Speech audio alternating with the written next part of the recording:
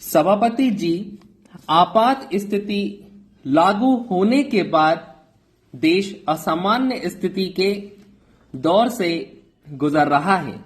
शासन में, समाज में, राजनीति में, अर्थव्यवस्था में कदम कदम पर उसी असामान्य स्थिति के दर्शन किए जा सकते हैं।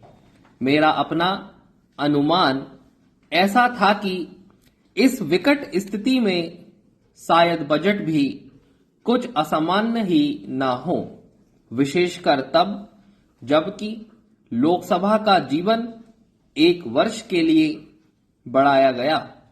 उससे मेरे जैसे सदस्यों को यह आशंका होने लगी थी कि इस वर्ष शायद कुछ भारी टैक्स देश की जनता पर लगे। लेकिन जिस तरह का बजट पेश किया गया है, इसको अगर मैं एक शब्द में कहूं तो यह असामान्य स्थिति में सामान्य बजट है। बहुत दिनों के बाद सरकार कुछ व्यावहारिक बनी है। कई सालों से इस बात की मांग थी कि सरकार देश में आर्थिक संतुलन बनाए रखने के लिए व्यावहारिक कदम उठाए। इस बात से तो सरकार चिंतित थी कि देश में करोड़ों रुपए का काला धन जमा हो रहा है। लेकिन उसके कारण क्या है? किस तरीके से भविष्य में काला धन ना बने, उसको रोका जा सके, इस बात की और कोई विशेष ध्यान नहीं दिया गया।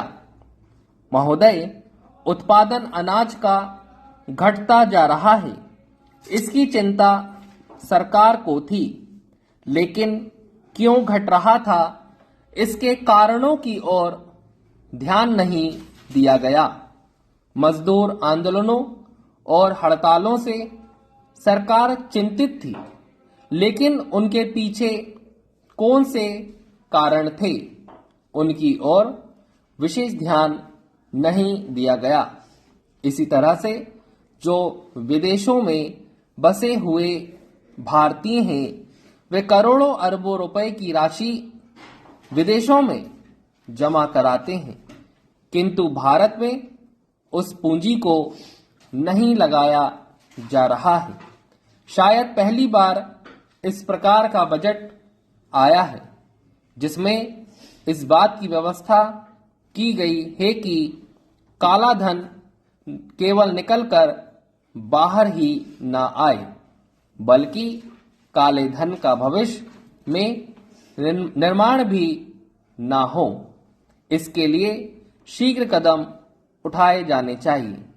मैं समझता हूं सरकार ने इसी कारण आयकर की सीमा 77% से घटाकर 67% कर दी।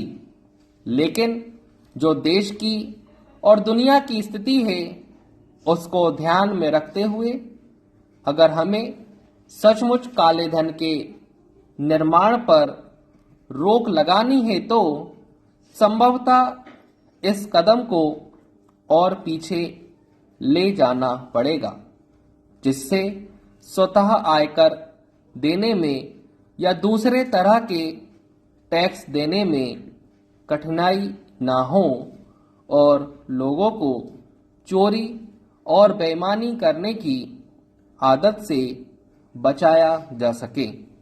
महोदय, उत्पादन में श्रमिकों की साझेदारी के बारे में भी सोचा गया है और कुछ निर्णय भी लिए गए हैं ताकि उत्पादन में श्रमिकों को भी कुछ भाग मिल सके।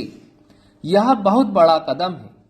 इसी प्रकार के कुछ दूसरे कदम जो उठाए गए हैं, उनकी सराहना की जानी चाहिए। मैंने भी इसीलिए आपको सामान्य बजट कहने की हिम्मत की है। मैं शायद इस बजट को आदर्श बजट कह सकता था यदि किसानों के लिए भी सरकार ने उदारता और खुले दिल से कुछ निर्णय लिए होते।